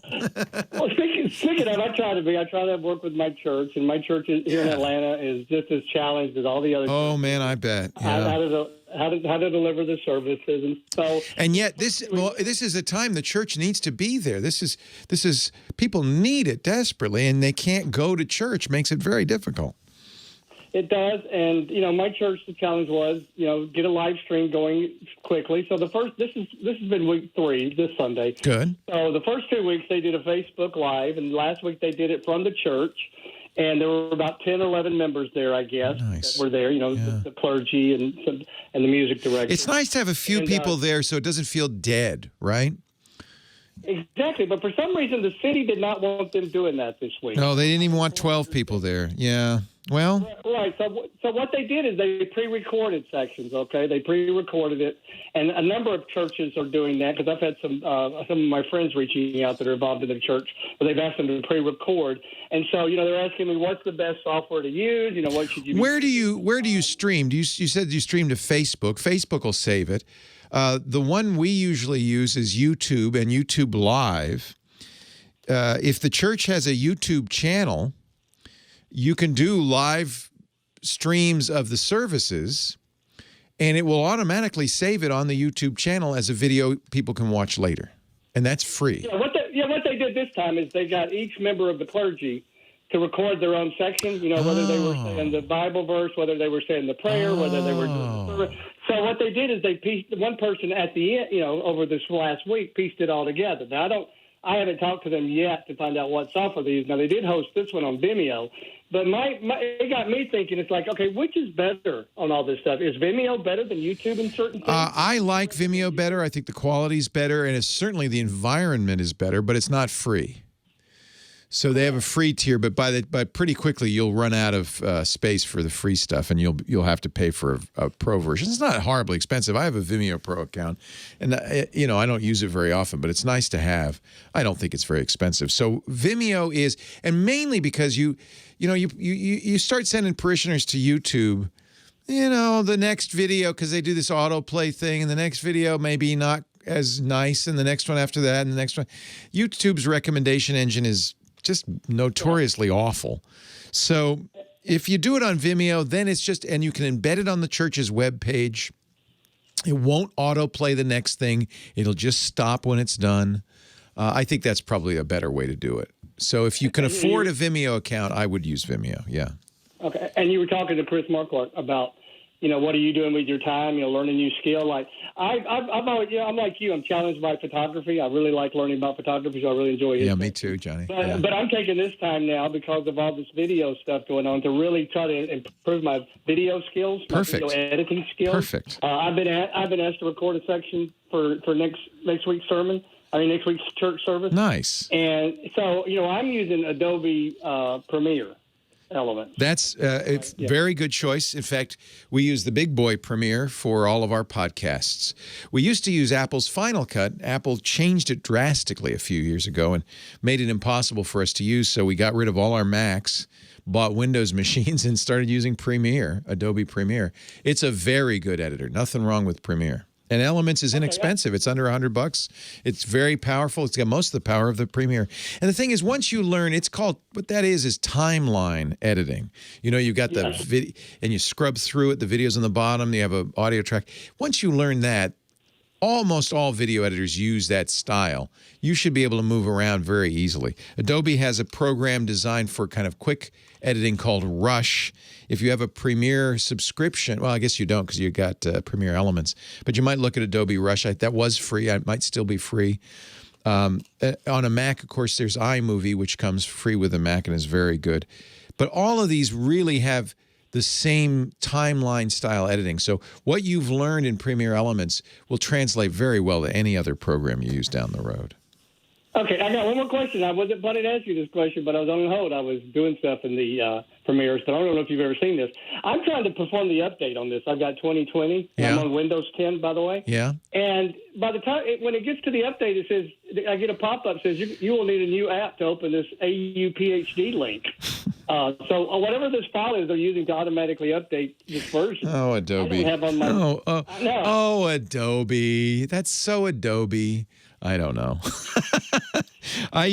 Because we have a Creative Cloud subscription, which is expensive, but that just has an updater. The Creative Cloud sits on the computer and just updates it automatically. So I don't know what this obviously it stands for Adobe Update, this AUPD program. It seems like maybe there's a component missing. You might go to the Adobe site and see if they have a tool for updating Premiere or a tool, as they do for the Creative Cloud subscription. They have one program that just runs in the background. See, they kind of want to always be running on your machine. I think this may be related to that. Yeah, I'll throw out a ticket. And if I can ask one more quick question about media recovery. I took my GoPro 7 on my last cruise before all this outbreak last February. Yeah, and your last ever cruise, yeah. I know. Yeah. One of the cards was bad. It was after I took it out, it just wouldn't be recognized by any computer that there was even a card there. So I sent it off to a company in New York because they had a local branch here in Atlanta. They wanted like $2,000. No. To get data off. And they won't be able to. When solid state memory dies, it usually is unrecoverable. Sometimes there's just an error and you can recover it. But if you used Recover and the other free tools for recovering and it didn't recover it, they aren't going to be able to do anything different. Okay. That means that card is dead, and that does happen, unfortunately, with SD cards. Well, unfortunately, it was a new card from SanDisk, which is top quality. No. I used 3 cards while I was on vacation, and I was backing them up to my computer about every couple of days. That's why, yeah. That one died. Yeah, see, that's why I do that, because you don't know when it's going to die, and they often do. So at least you didn't lose everything. You only lost a little bit. Nice to talk to you. Thanks for doing what you're doing, Johnny. We all need to help out local community groups, churches, local businesses. We all need it. We're all in it together, and I think we all need each other, right? So it's a great thing to do to help out like that. It gives you something to do when you're stuck at home. Well, hey, how are you today? Leo Laporte here, the tech guy. Time to talk computers, the internet, home theater, digital photography, smartphones, smart watches, all that jazz. 8888 Ask Leo, that's the phone number. 888-827-5536. That's toll free from anywhere in the U.S. or Canada. Outside that area, you could still reach me. Oh, yeah, just use Skype out. 8888 Ask Leo. Line 3, Kathleen in Rancho Cucamonga. Hello, Kathleen. Hello, Leo. Thank you so much for speaking with me. Thanks for calling. Yes, and I just want to let you know we could hear everything you were saying until the last word was goofball. I don't know if it was just my phone or if you was... It's just your phone. You have one of them magic phones that hears everything Leo's saying all the time. I felt like embarrassed, like I was listening into stuff. No, you're not. So we have to do something while you're waiting on hold, and what we do is we put the audio from the studio on the thing, so you're not it's not just dead air. Well, I heard the commercial way off in the distance. Yeah. But instead of like the commercial, but no, I heard you. And you hear me talking. Yeah. We don't put the radio on. We put me on. So I control the audio. And just so you know, you didn't hear anything weird or out of the ordinary. I was talking to the chat room. I was actually going to tell you that your kindness and your patience with everybody really shines through. Thank you, Kathleen. Thank you. Yeah. Okay, so my question is this. I've been doing a little bit of research. I'm legally blind, and my sight is getting to the point where I do a lot of writing, poetry, short stories. That's nice. Et cetera. Yeah. And, well, thank you. But the problem is that my hands can't work as fast as my brain, and by the time I'm done writing whatever, I can't read what the heck I wrote. I need. So you're handwriting it out?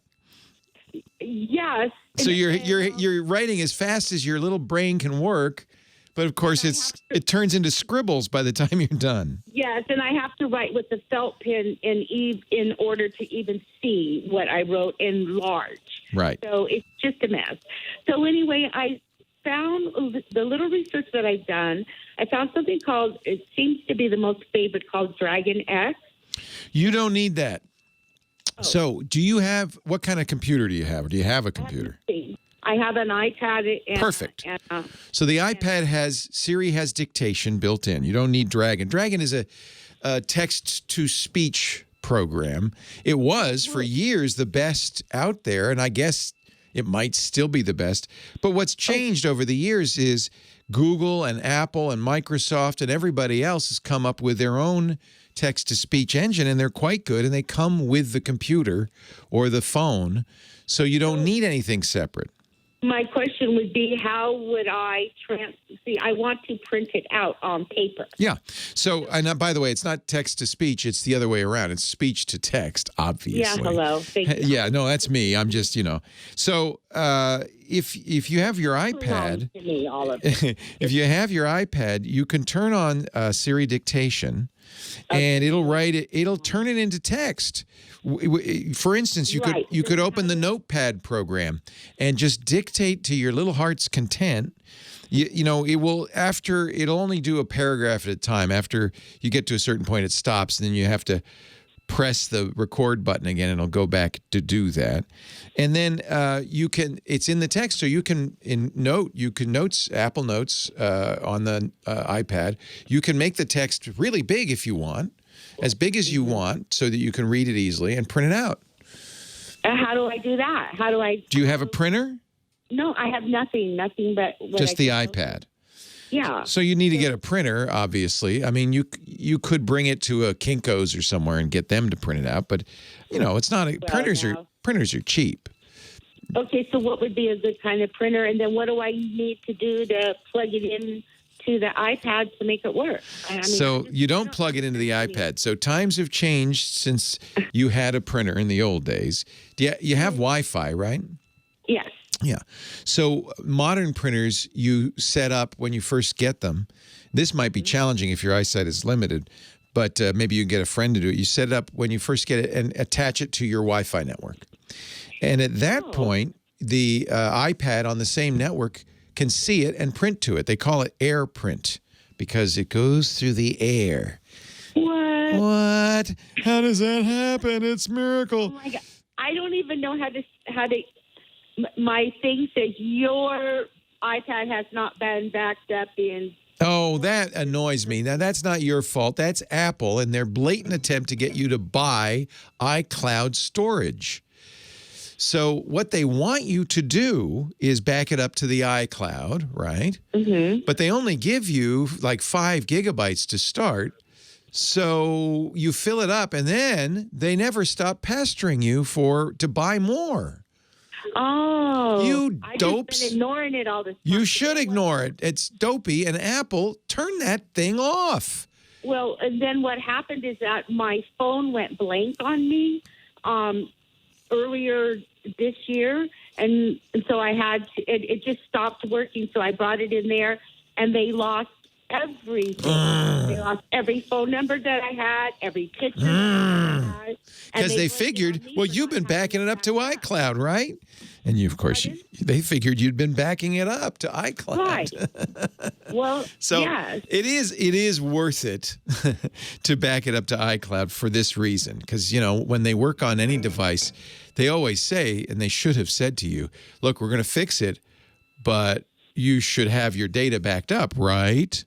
Well, I brought my iPad in with me at the same time, and he's like, well, you didn't have it backed up to your iPad? And I'm like, no, and you should have told me that before you took it. Yeah. You dopes.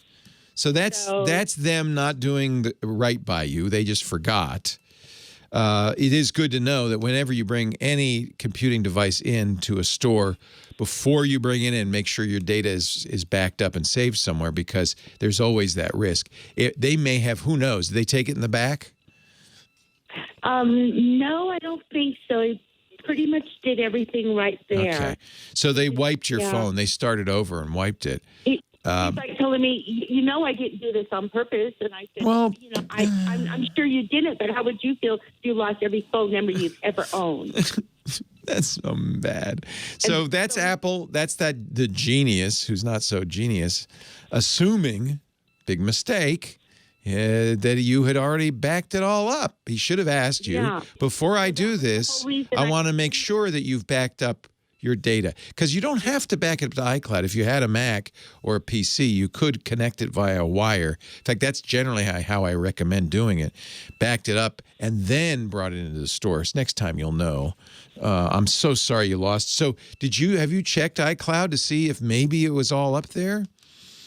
No, I've never been in it in my life. In fact, I did say, okay, I'll do the 99 cents a month. Yeah, it's not that expensive. Yeah. Right. So I paid for it for a few months, and then I realized, well, I'm not even using anything, so I just stopped it. But you are, because your phone is using it and your iPad's using it, backing up things like your contacts. So you have an Apple account. Log into that.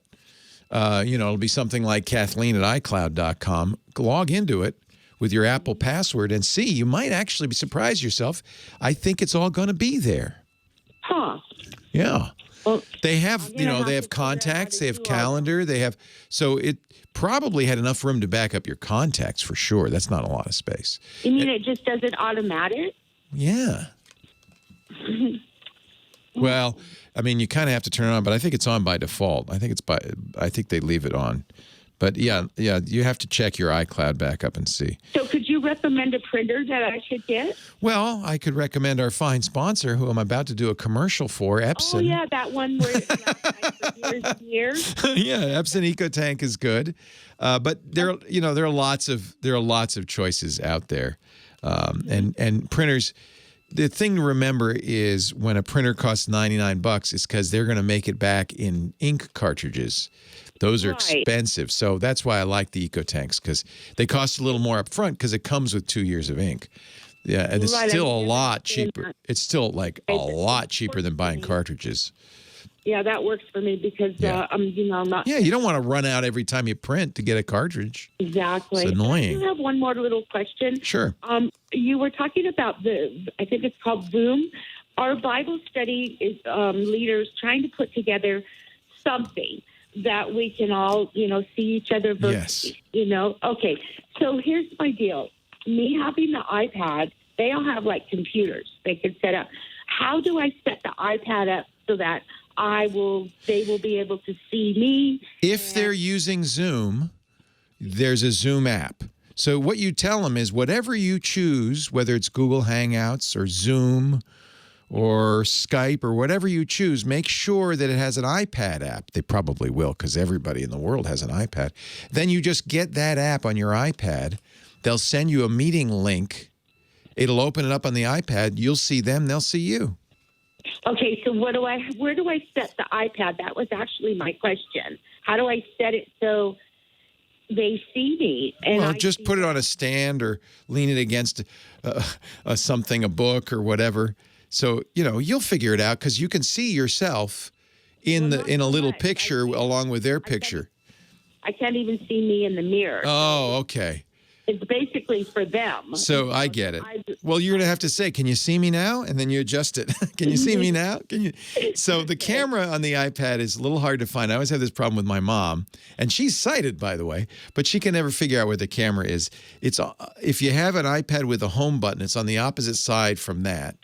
And you may not even be able to feel it, but it's there. It's a little tiny black dot. So that's where the camera is. So you just position the iPad so that you're in front of that dot. All right. The opposite side from the home button. and not I didn't write And down. put on pants before you do it, right?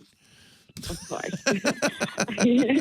I still get dressed up and Oh, Kathleen, we can see you. Nobody's going to see me. Oh, I know. My mom, every time I want to FaceTime her, she's 87 years old. She says, give me 5 minutes to put on my face. Every time. I said, Mom, I've seen you without your face. You don't have to put on a face. She says, no, I do. Can you tell, I'm sorry, but can you tell me the thing that I have to go one more time so I wrote it down and now I can't see what I wrote. Oh, no. About with my iPad, what do I have to go?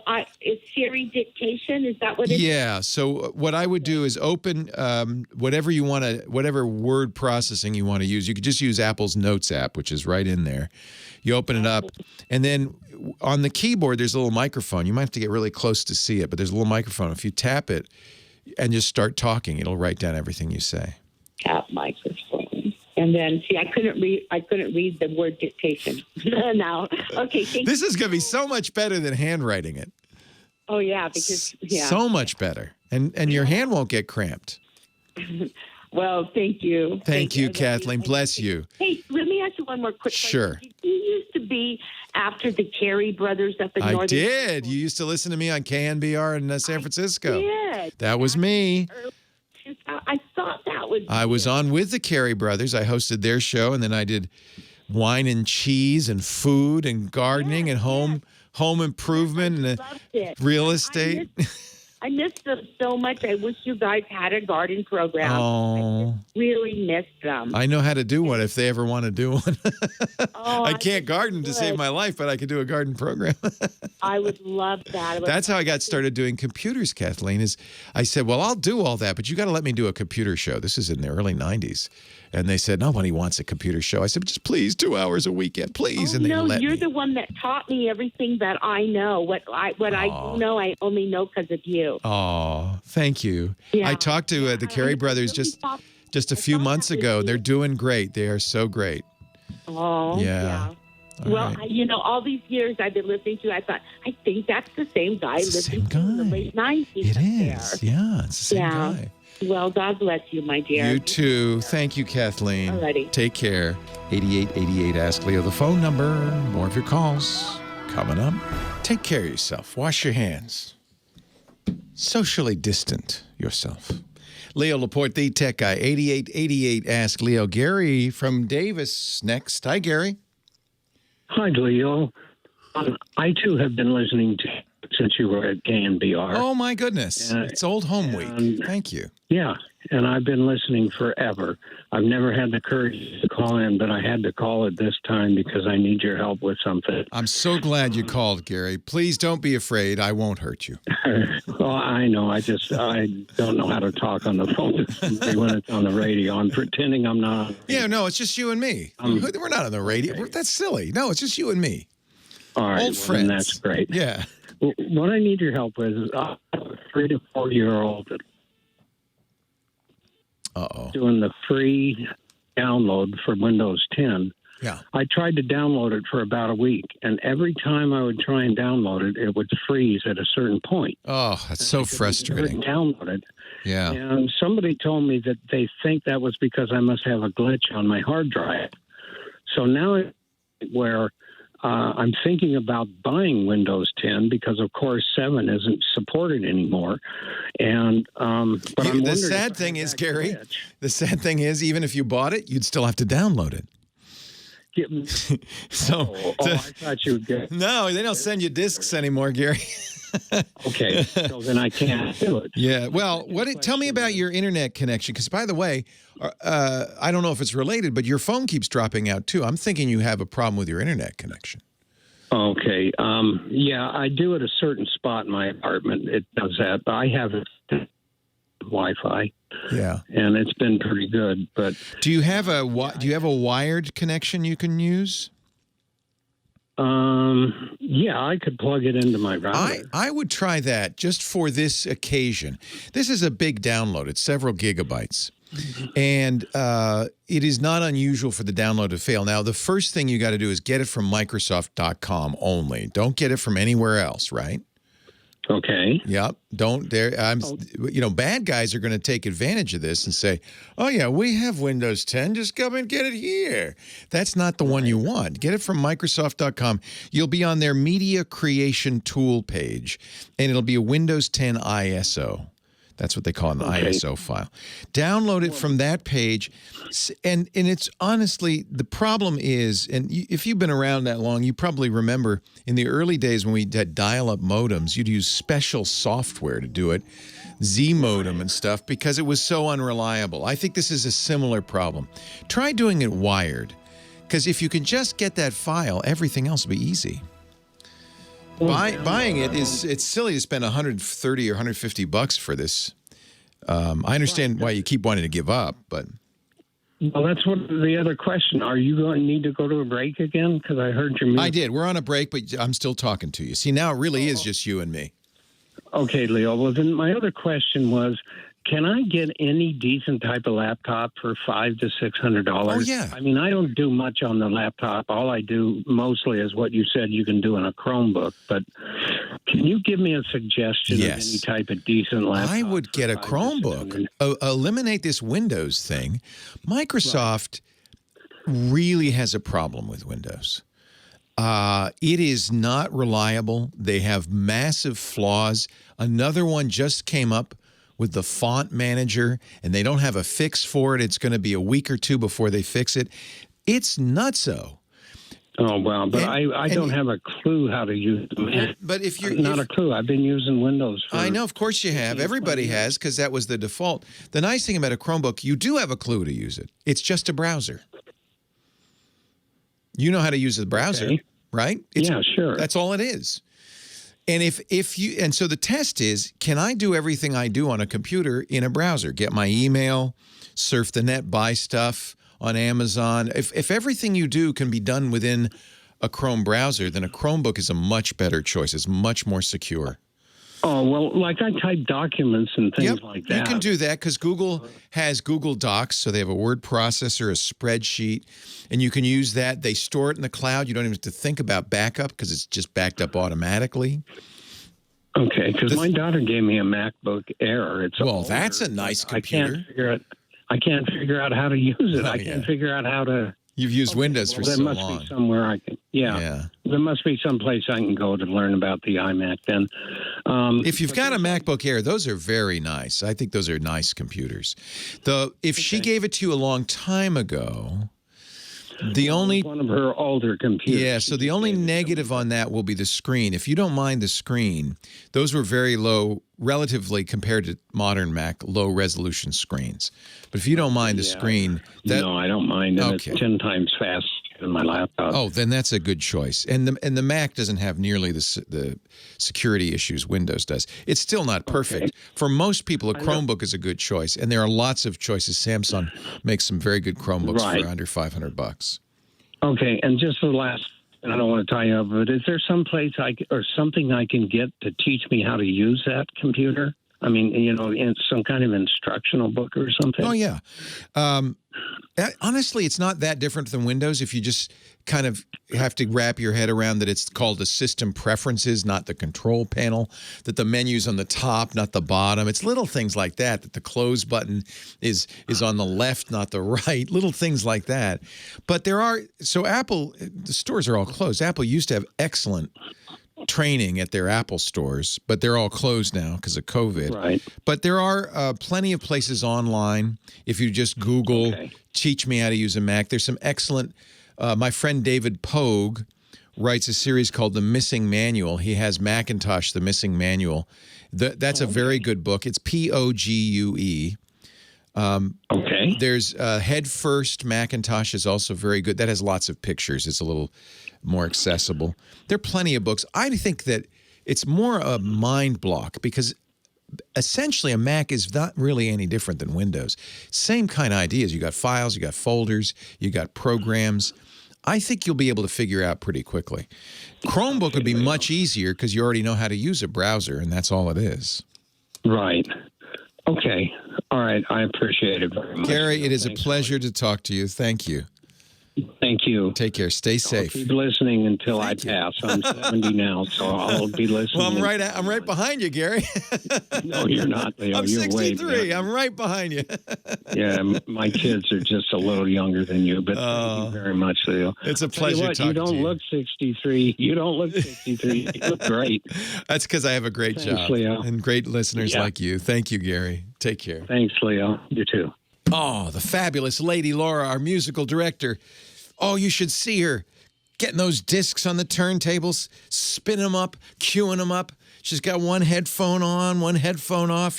She's ready to keep the disco going all night long, right, Lady Laura? Oh, yeah.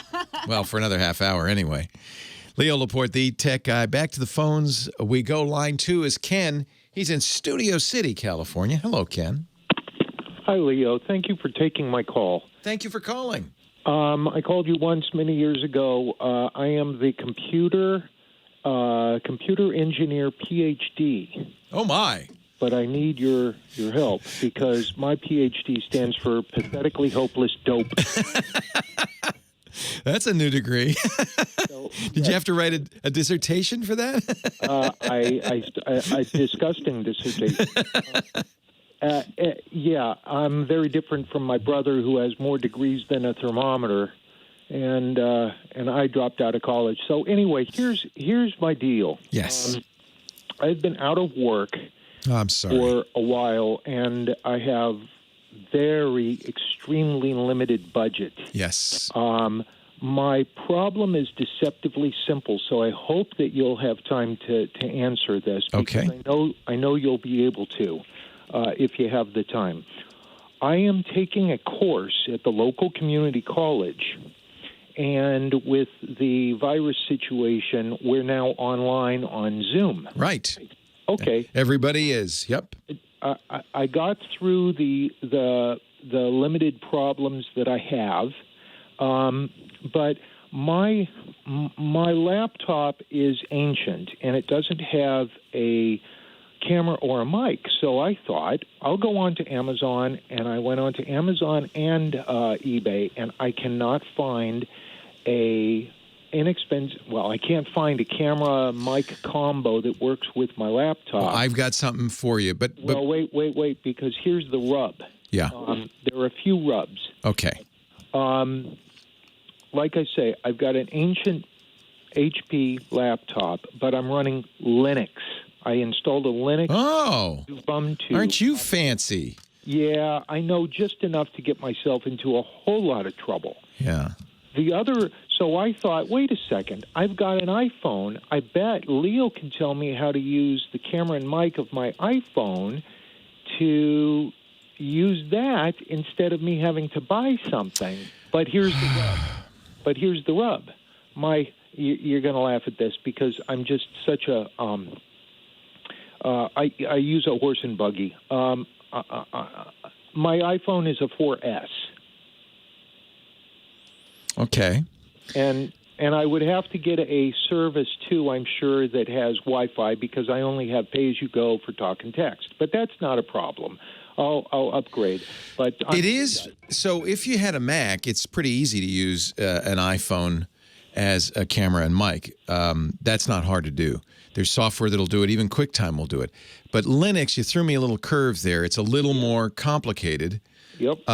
But you can use your iPad or your iPhone as what they call an IP or internet camera on Linux. So, and that means you'll be doing it over Wi-Fi. You said you don't have Wi-Fi? I don't have anything. I use a horse and buggy to get around town here in Los Angeles. No, I'm wired, and I don't want Wi-Fi if I can avoid it. So it sounds like I might have to go with buy a camera mic combination if I can't use my iPhone. I was hoping I could, but then I couldn't find a camera and mic that worked with Linux. And the laptop you're using doesn't have its own built-in? No. Okay. No, let me get my. No, that's all right. I don't need to know that. Okay. So, the DV6000. I'm not sure. This is the thing. You need to get a camera, and I like the Logitechs. They're not. You can get a Logitech C920. They're not that expensive. The microphone is built into the camera. The problem is most of the vendors are not shipping them for a while. Like if you try to get it on Amazon, you wouldn't be able to get it till 3 or 4 weeks. I'm seeing the Logitech website, and they support. They don't show as they support Linux. In most cases, they don't, because that's the problem with Linux. These commercial companies turn up their nose. But in most cases, most of these are supported by Linux, but it's third parties. It's enthusiasts that make them work. And that's why I think you're best using a Logitech camera, because that's probably the most widely used cameras. It'll have a USB connection, and you just need to have, you could do a little search. You're using Ubuntu? Yeah, Xubuntu, yes. Xubuntu, okay. Yeah. Let me just see. I bet you using a Xubuntu with a Logitech camera is totally doable. But I have to find somebody who's written a driver for it? Yeah, in fact, I'm looking at on the Ask Ubuntu website how to install a Logitech webcam. Oh. And, their problem, look, you chose Linux. Sometimes what happens with Linux is you have to become a little bit of a guru. But with a little Googling, I think you'll be able to find out how to do this. Because Logitech, in general, the rule with Linux is always use the most popular stuff, because some enthusiast out there will say, well, I have to get this working, and will have written a driver. So, yeah, if it doesn't include it, and it might, in fact, actually, I think it does. I'm looking now at Ask Ubuntu. You have a program on your Xubuntu called Cheese, most likely. That's their their photo booth. Not on mine, but I could. You can easily install it using Apter, the Ubuntu store. That's just a photo booth app, but it will show it as a camera if you plug in the Logitech. If you can do that, then the next step is getting Zoom working. I don't know if Zoom works on Linux. I bet it does, but... Well, I've just been using the Zoom through my browser. The browser Zoom. Okay, fine. Yeah, it works. No, Zoom supports Linux. So I think this is going to be a problem. The real trick is find somebody who will deliver that camera to you in a timely fashion. Amazon, it probably won't be till April. They're well under $100. I've seen them for around $50. I know that's not free. Can you afford $50 for it? Well, I saw much less on eBay. Good. So search around. You could get a used one. Those Logitech cameras are great. They have built-in mics that are fine, certainly for a class, and it should work just fine on Linux without any additional drivers, because it's seen as a standard camera via the USB port. So I think all of this will work without any problem. I can't say I'm sure of it because I haven't done it, but just looking around, Zoom works in Ubuntu. Logitech should work without a driver in Ubuntu. I think you're good. I don't think you're going to have any problem. It's going to be getting that camera, and if you could find one on eBay, somebody selling it used, that's the way to go. Leo Laporte, the tech guy. Let's do one more segment before we wrap it up for the weekend, right after this. Thank you for letting me do this show each and every week. I keep waiting for somebody to catch on and say, what are you doing? Get out of here. Thank you to Lady Laura for spinning the discs, our musical director, for Kim Schaffer. Both Lady Laura and Kim Schaffer have important-looking letters from the Department of Homeland Security saying they're essential personnel. I don't have that letter, so I won't take it personally. That's okay. That's okay. I'm here. I snuck in. But I'm glad Kim and Lady Laura, I agree, they are essential personnel. You know who else is essential? You. Thank you for listening to the show, for tuning in and dialing in. We appreciate it. Because otherwise, I just have to stay home, and my wife would be going nuts. Leo Laporte, the tech guy. Let's take a few more before we wrap these things up. By the way, if you're a fan of tech, if you're a tech enthusiast, I do these shows all week long. It's not just the radio show. We have a podcast network, too, called This Week in Tech. This Week in Tech. And it's at TWiT.tv. And there's shows about Macs, iOS. If you're new to iOS and you want to get some help, we've got a great iOS show called iOS Today. MacBreak Weekly for the Mac users. Windows Weekly for the Windows users. Security Now, if you're into security and want to know more. We do a lot of tech news. We have our big tech news roundtable. In fact, it's coming up right after this show, This Week in Tech, and then Tech News Weekly. So there's a lot of podcasts, not just me, but me and my buddies. We host those shows at twit.tv. So if you like technology, it's a good time. I know most people listen to podcasts in the car, and same with the radio on the way home.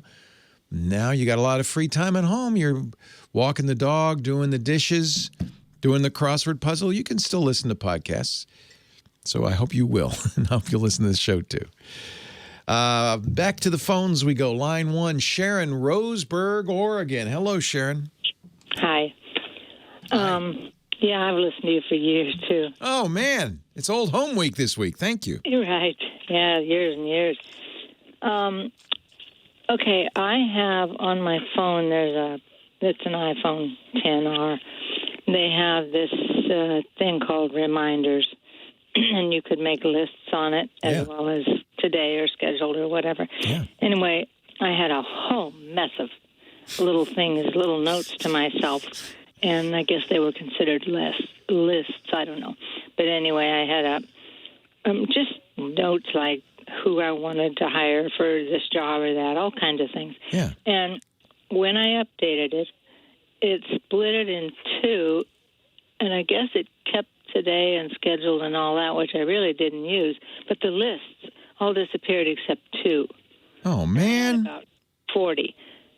So I went on my computer. Did you look to see, because there's a whole bunch of lists and reminders.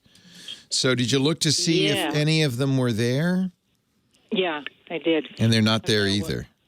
No, there's nothing there. The only thing, like I said, there were two things left, but the information that was on them that's frustrating. wasn't even right. And so I went on my regular computer, which doesn't have that on it, but I somehow I came up and I found a section of them, but now I can't find it, of course. But so I figured they're probably on the cloud somewhere.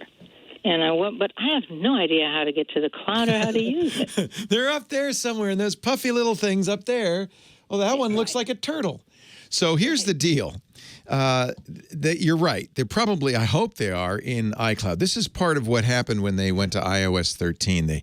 They changed, they upgraded, in your case, downgraded reminders, and they're no longer compatible. But if you go to iCloud.com, they might still exist. You might say, well, but how do I log in? Well, you have an Apple account. It's on the phone. And it will have an email address. It doesn't have to be at iCloud.com. It'd be whatever email address you provided it, and a password. In fact, you can even see what account you have if you go to the settings on your iPhone and click your head. Click the picture up at the top of you. It'll tell you your iCloud account information. And log in there and snoop around. Maybe they moved it to notes.